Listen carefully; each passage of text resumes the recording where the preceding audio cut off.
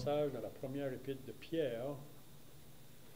La première épître de Pierre, au chapitre 1. 1 Pierre au chapitre 1. Et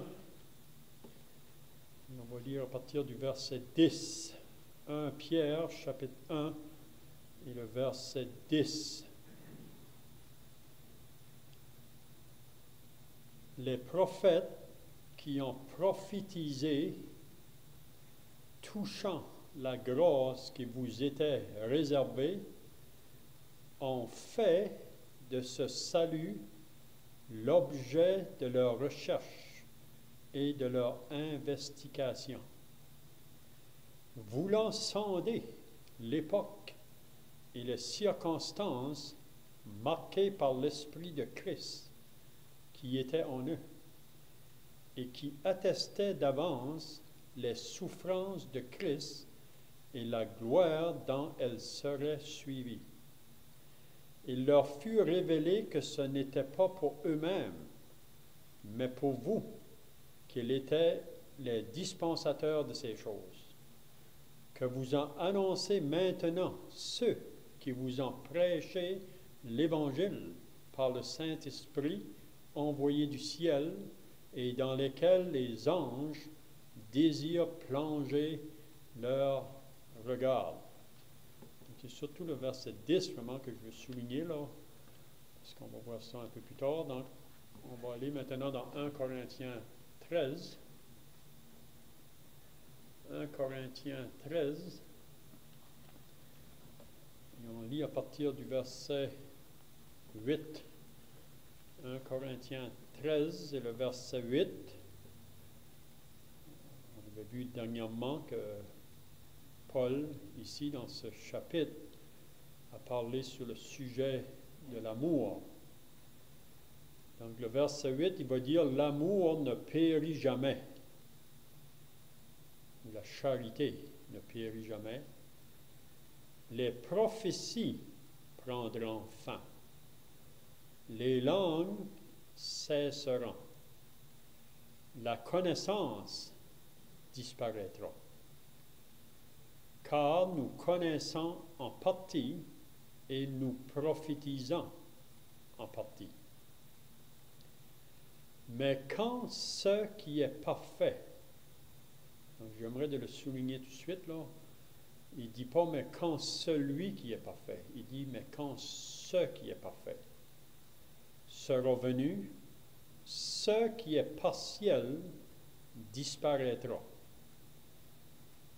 Là, il va donner deux illustrations pour nous faire comprendre la raison qu'il nous dit ces paroles-là, Paul, qui disait ça aux Corinthiens. Il dit, lorsque j'étais enfant, je parlais comme un enfant, je pensais comme un enfant, je raisonnais comme un enfant. Lorsque je suis devenu homme, j'ai fait disparaître ce qui était de l'enfant. Ça, c'est la première illustration. La deuxième, il va dire, aujourd'hui, nous voyons au moyen d'un miroir, d'une manière obscure. Ça veut dire que ce n'est pas pleinement clair. Mais alors, nous verrons face à face. Aujourd'hui, je connais en partie, mais alors je connaîtrai comme j'ai été connu. Maintenant donc, ces trois choses demeurent, la foi, l'espérance, l'amour. Mais la plus grande de ces choses, c'est l'amour. Si on lit au verset 1, recherchez l'amour, aspirez aussi aux dons spirituels, mais surtout à celui de prophétie. En effet, celui qui parle en langue ne parle pas aux hommes, mais à Dieu, car personne ne le comprend. Et c'est en esprit qu'il dit des mystères. Celui qui prophétise, au contraire, parle aux hommes, les édifie, les exhorte, les console. Celui qui parle en langue s'édifie lui-même. Celui qui prophétise édifie l'Église. Je désire que vous parliez tous en langue, mais encore plus que vous prophétisiez. Celui qui prophétise est plus grand que celui qui parle en langue, à moins que ce dernier n'interprète, pour que l'Église en reçoive de l'édification. Donc, on va arrêter là. Je pense pas qu'on ira plus loin que ça. Donc, si vous étiez là la dernière fois, on avait regardé ce chapitre 13. On avait dit que c'est vraiment une penture pour lier le chapitre 12 et le chapitre 14. Puis, la penture, vraiment, c'est l'amour. On sait que depuis le chapitre 11, c'est vraiment, Paul parle concernant les réunions de l'Assemblée, comment les choses devaient se faire, procéder. Donc, on avait vu la dernière fois concernant l'amour, puis c'est bien peut-être de le rappeler parce que on peut oublier assez vite. Il y a trois choses qui sont très importantes qu'on a vues au début du chapitre 1, parce que dans une assemblée, ces trois choses-là vont être en fonction, si on peut dire.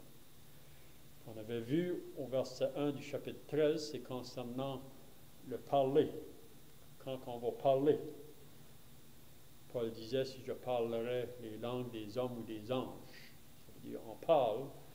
Donc, quand on va utiliser notre langue pour parler en tant que peuple de Dieu ou croyant, est-ce que ce que je dis, c'est accompagné avec l'amour? C'est ce que Paul veut faire comprendre. Parce que si l'amour n'accompagne pas les paroles que je dis, il dit c'est comme si que je parle en vain, c'est inutile. Puis il dit ça fait beaucoup de bruit, mais c'est comme si mes paroles tombent juste là, à terre. Donc ici, il met beaucoup l'emphase. Puis la raison que Paul dit ça aux Corinthiens, c'est comme on a dit dans les dernières fois, là, les Corinthiens, vous savez, parce qu'ils étaient dans une condition charnelle, c'est ça qui se passait parmi eux autres.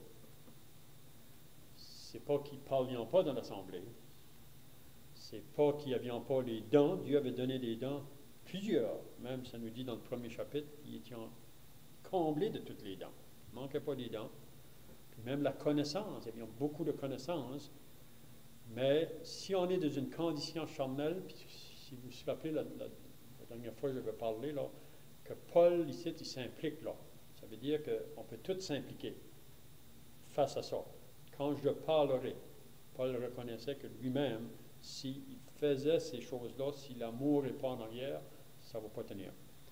Donc, le parler, ensuite, exercer les dons, on a tout un don. Chaque frère et sœur, on a reçu un don du Seigneur au moment qu'on a été sauvé.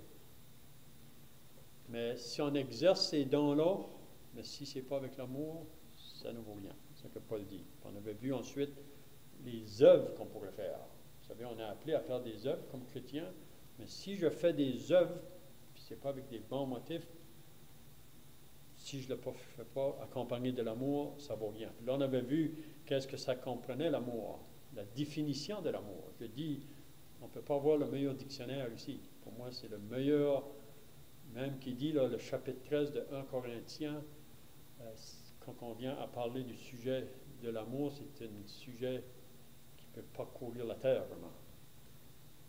Mais on sait que cet amour ici, comme qu'on a vu la dernière fois, ce n'est pas un amour naturel. Vous savez, c'est vraiment un amour qu'on a reçu par l'Esprit le jour qu'on a été sauvé.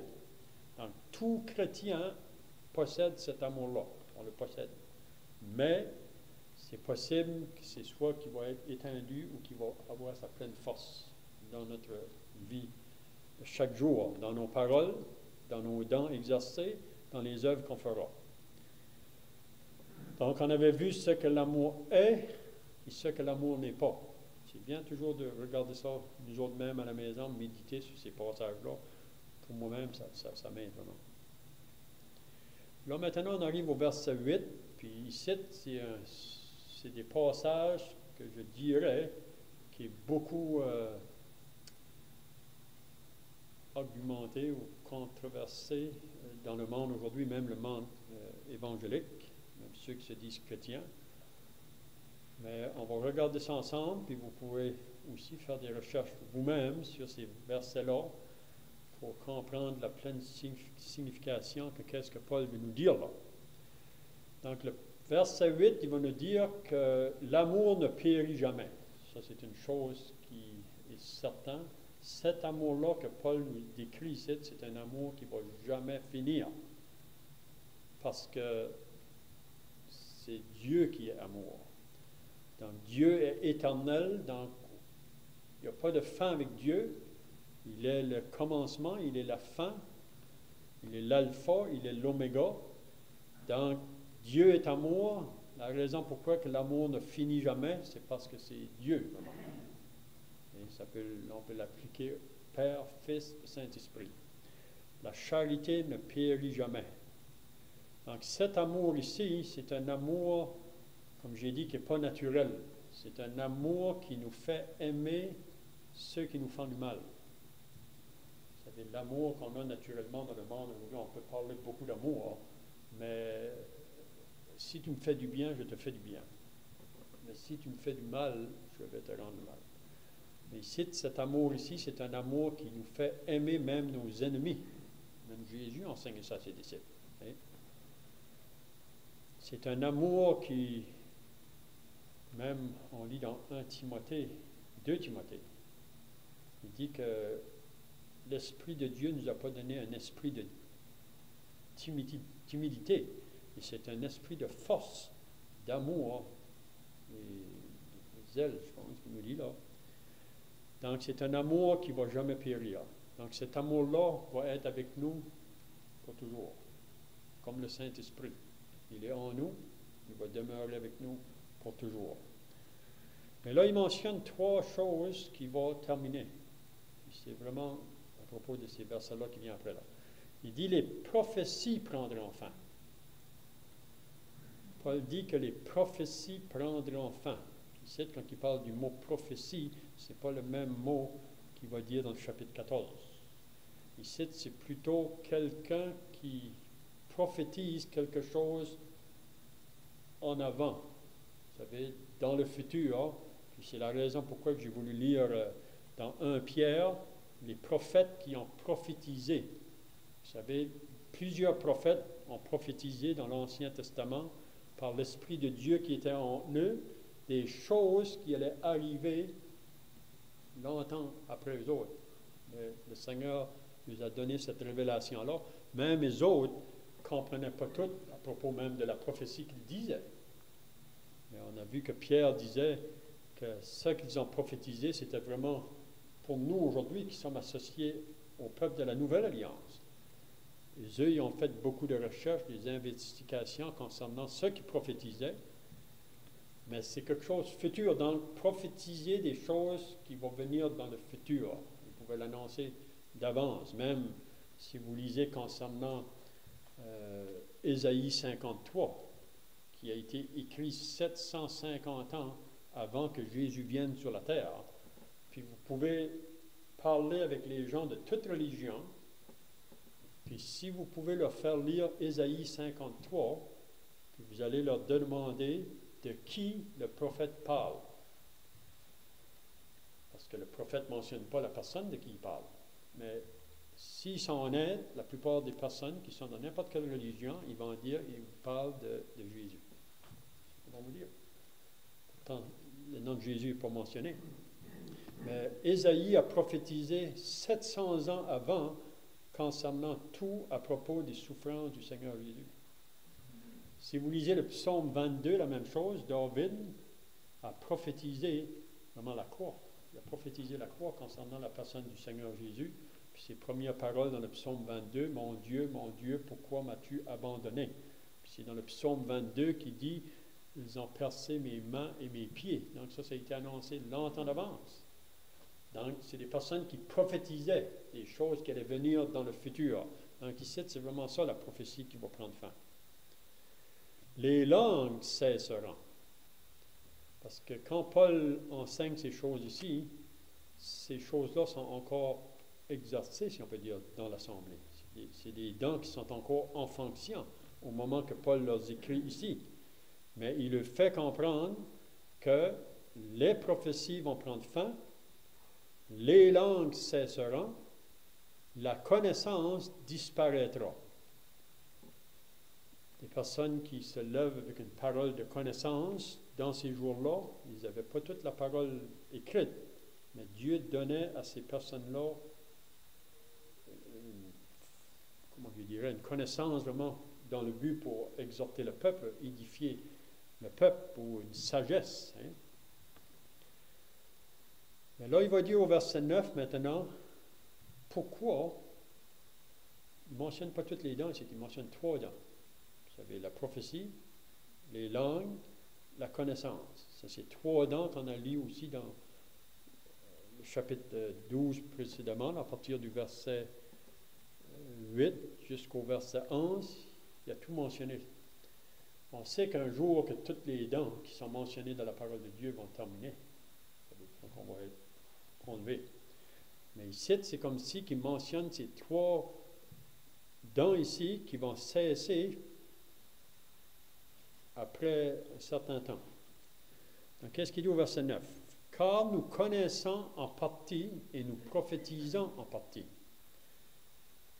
Donc, ceux qui ont prophétisé ou ceux qui enseignaient une parole de connaissance, c'était quand même des parties. Ce n'était pas vraiment la pleine révélation, qu'on peut dire, de Dieu. Même les autres ne comprenaient pas. Ils annonçaient des choses, puis vraiment, ils ne pouvaient pas tout comprendre qu'est-ce que c'est qu'ils annonçaient dans leur prophétie. Donc, quand nous connaissons en partie et nous prophétisons en partie, mais quand, là, c'est ici vraiment que la difficulté pour beaucoup de personnes, mais quand ce qui est parfait sera venu. Donc ici, il y en a qui disent que ce qui est parfait, ça nous parle du Seigneur Jésus quand il vient. Mais pour moi, si vous regardez ça attentivement, là, si c'était Jésus, ça devrait être dit, mais quand celui qui est parfait.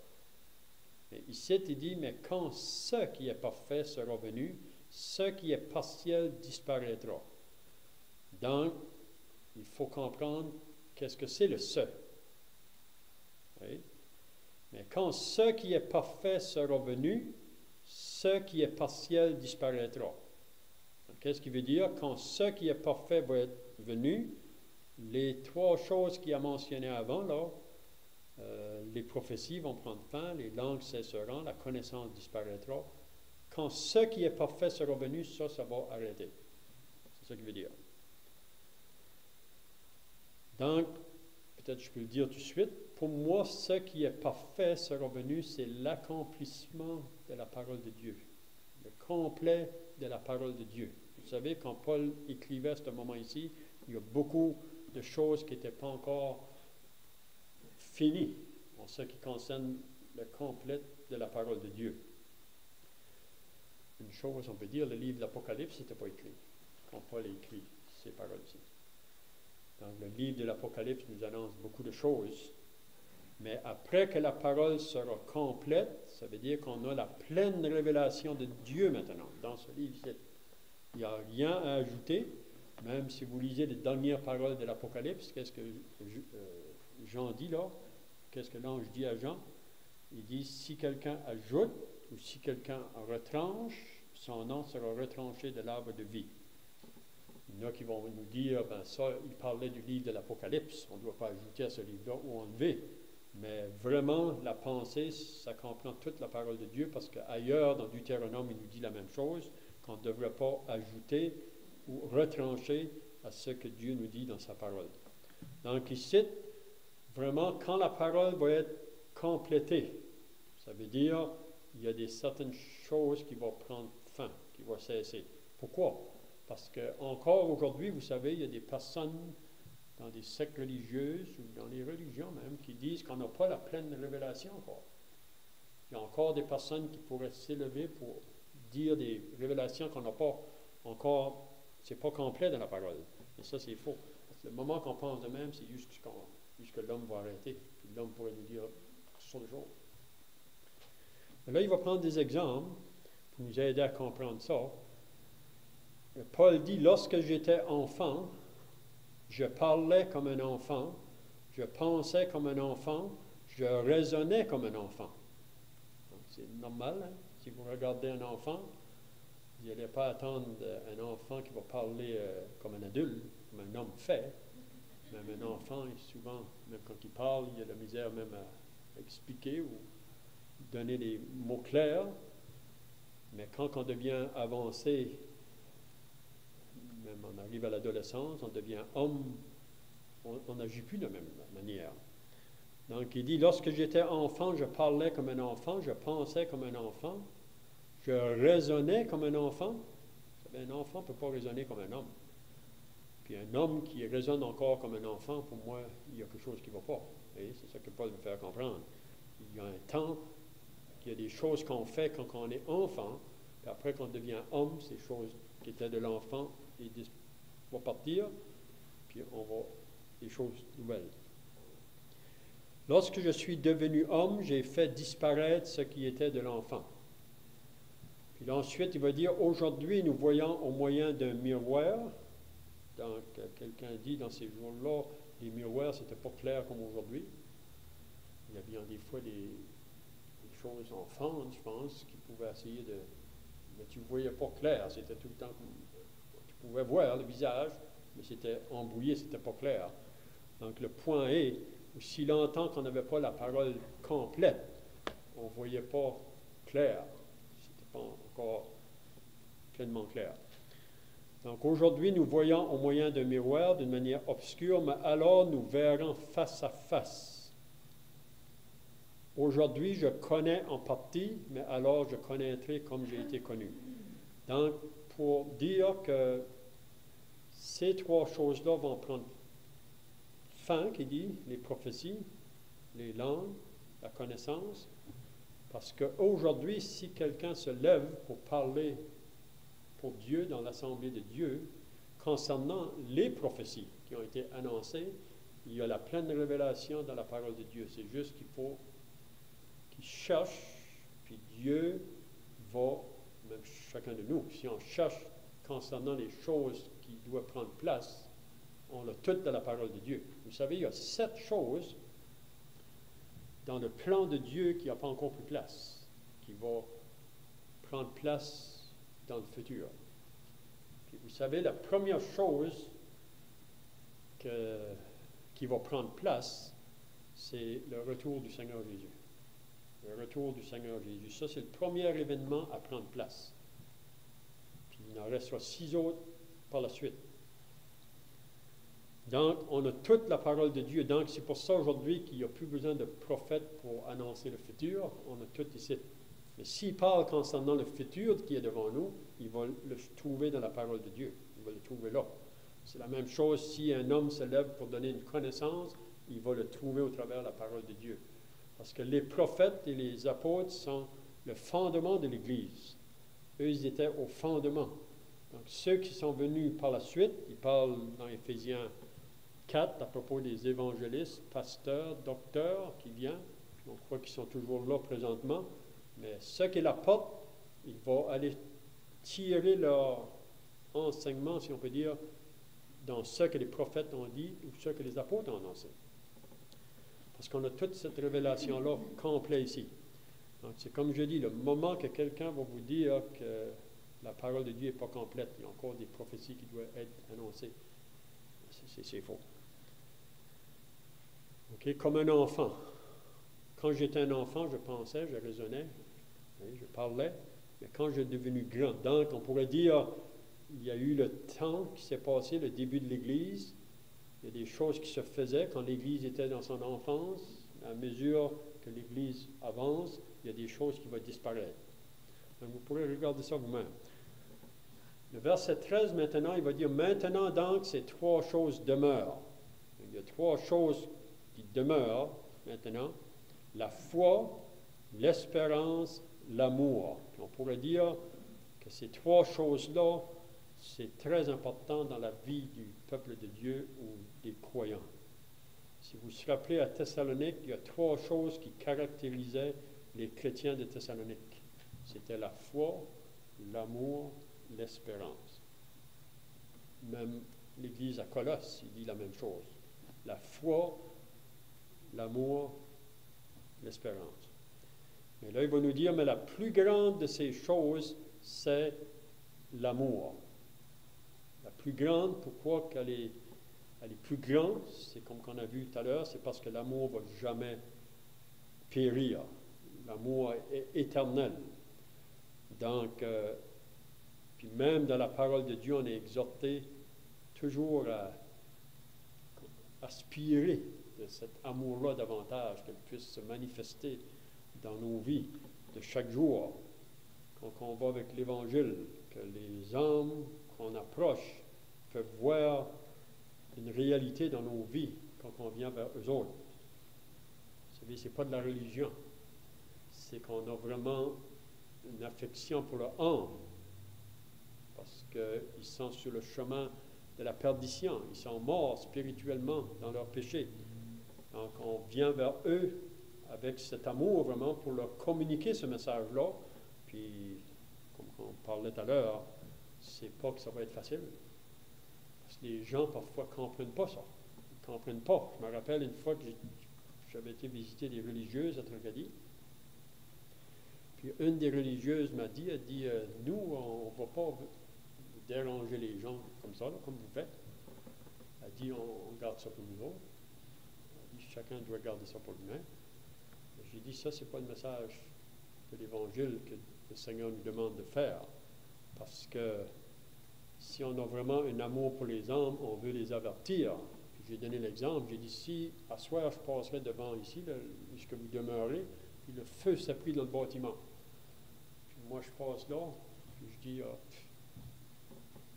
j'ai dit, si j'ai vraiment un amour de vous sauver du feu, je vais venir vous avertir, je vais frapper à la porte, je vais essayer de vous avertir. Donc, c'est ça qu'on est responsable, nous, comme chrétiens, avertir ceux qui nous entourent. Il faut le faire avec sagesse, c'est ça que Paul nous enseigne, de le faire avec sagesse et grâce pour faire connaître ce message-là. Donc maintenant, donc, ces 3 choses demeurent, la foi, l'espérance, l'amour. Les chrétiens thessaloniques étaient caractérisés par l'œuvre de leur foi. Qu'est-ce que c'était? Ils avaient abandonné les idoles pour servir le Dieu vivant et vrai. Leur espérance, c'est qu'ils attendaient Jésus qui vient pour nous délivrer de la colère à venir. La plus grande de ces choses, c'est l'amour. Si on va au verset 1 du chapitre 14, ça dit « Recherchez l'amour ». Donc, il revient avec ça. Quand on avait fini au chapitre 12, le verset 13, il disait « Aspirez aux dons les meilleurs et je vais encore vous montrer une voie par excellence ». Donc, la voie par excellence, c'est l'amour. Donc, ici, au verset 1, il va nous dire « Recherchez l'amour ». Il amène ça de nouveau dans la pensée des chrétiens à Corinthe, parce que le chapitre 14, il va encore toucher 2 dons, vraiment, qui se pratiquaient à ce moment-là. Mais si vous allez, comment je dirais, utiliser ces dons-là, si l'amour va vous accompagner, vous allez le faire d'une manière que ça va être utile pour le peuple de Dieu. Et ça ne va pas seulement être exercé pour vos propres intérêts. C'est ça qui était le problème à Corinthe. Donc, recherchez l'amour, aspirez aussi aux dons spirituels. Aspirez aux dons spirituels. C'est-à-dire aspirer aux dons qui vont apporter un bien-être au peuple réuni à ce moment-là. Parce que chaque semaine, vous savez, il y a un besoin différent pour le peuple. Puis Dieu peut savoir quel don devrait fonctionner à chaque fois pour le bien-être du peuple. Puis ce n'est pas seulement dans l'Assemblée, même en dehors, on peut utiliser ces dons-là. Mais surtout à celui de prophétie. Ici, c'est plutôt, prophétie, là, c'est plutôt celui d'enseigner. Oui? On va terminer au verset 3. En effet, celui qui parle en langue ne parle pas aux hommes. Ici, si quelqu'un parle en langue, il dit, il ne parle pas aux hommes, puis il nous dit la raison pourquoi, car personne ne le comprend. Donc, si moi, ce matin, je me lèverai ici, puis je commencerai à parler en chinois. Est-ce qu'il y a quelqu'un ici qui pourrait me comprendre? Je pourrais dire beaucoup de choses, mais qu'est-ce que ça vaut? Personne ne me comprendrait. Donc, il parle de celui qui parle en langue. Personne ne le comprend. Puis, probablement, c'est ça qui se passe à Corinthe. Et c'est en esprit qu'il dit des mystères. Donc, il dit des choses, personne ne le comprend. C'est comme si c'est juste entre lui et Dieu. Mais une autre chose qu'il faut comprendre, comme j'ai dit tout à l'heure, que les dons, c'est pas pour soi-même, c'est pas pour s'édifier soi-même, c'est toujours pour les autres. Donc à Corinthe, pour moi, il y a des personnes qui se levaient, puis c'était réel dans ce temps-là. Les langues existaient vraiment. On sait qu'aujourd'hui, les langues qui sont faites dans le monde, pour moi, c'est pas ce qui se passait ici, là. Ça pourrait être un peu semblable, peut-être. Donc, il va dire, et c'est en esprit qu'il dit des mystères. Celui qui prophétise, au contraire, donc la raison que celui qui prophétise au contraire, c'est parce que quand il parle, les gens le comprennent. Puis, quand il va parler ou enseigner le peuple, il va faire trois choses. Il va édifier. Donc, il y a des gens qui vont être édifiés quand ils se lèvent pour enseigner, celui qui prophétise. Il y a des gens qui vont être exhortés, encouragés à continuer dans le Seigneur et consoler ceux qui passent par des temps d'affliction. Donc, celui qui prophétise va faire ces trois choses-là. Mais celui qui parle en langue, personne ne le comprend, mais il nous dit juste après, si celui qui parle en langue, il y a quelqu'un pour l'interpréter, c'est correct. Il va faire la même chose que celui qui prophétise. Mais il va mettre l'emphase dans le chapitre 14 sur prophétiser. Celui qui parle en langue s'édifie lui-même, celui qui prophétise édifie l'Église. Donc, on va arrêter là pour ce matin. On pourra revoir ça la prochaine fois. Donc, on va terminer par la prière.